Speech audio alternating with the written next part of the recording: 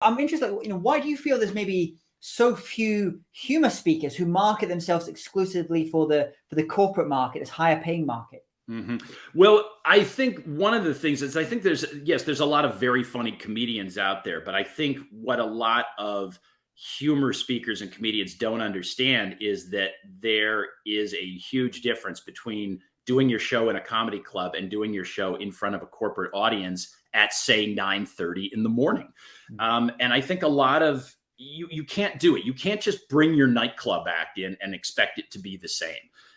Again, I think that these audiences, they want to laugh at themselves. They're not as much interested in your nightclub act. They want to laugh at themselves. And I think there's an awful lot of people who don't want to put that work in, or also don't think it's necessary. And I've seen comedians at corporate audiences that have not done well because of that, because they're not willing to put the work. They don't make that distinction. And for one reason or another, that's why I think the playing field is very narrow in terms of the number of people who do what we do. And obviously, if you're a buyer, if you're a corporation and you want humor, you want to make sure that nobody goes away upset. You want to make sure that the product that you're putting out is clean and is not offensive. And there's that narrows the herd even more. I think when it comes to hiring a humor speaker, do your research. And don't just say, we saw this guy in a club, or our VP of marketing has a brother who's pretty funny, or our VP of marketing is pretty funny. Maybe we'll just use him. I think it's really important that video is key. And I think it's also important that be willing to say, I need to see more than just 30 seconds. If you're not comfortable with 30 seconds, you're hiring a speaker for 45 minutes or 60 minutes.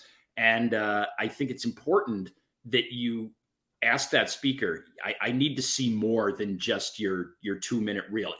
If that's enough, my demo reel is 4.5 minutes. Hopefully that's enough, but I have more if you need to see more.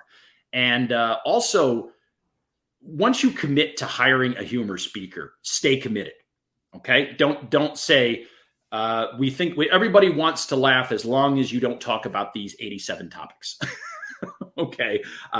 Be committed. Know that your audience wants to laugh. You thought it was a good idea. Now work with the speaker, and don't be afraid to work with the speaker. That doesn't mean write material for him or her, but don't be afraid to say, where you're going with this. One of the things I do I talk about my visual presentation. I let my clients see it beforehand, because I want them to be comfortable. Yeah, that must de-stress them a hell of a lot. And so a lot of speakers will not share their presentation. I want them to be comfortable. And I also want to know that I'm factually correct. Exactly. I don't want to be joking about something that does not relate to this audience. And sometimes I'll get on websites and I'll start going down a path. And next thing you know, I'm in a different division, and they'll say, okay, that's not our group. Thanks for telling me. I want to know those things. That's great. That's a great piece of advice.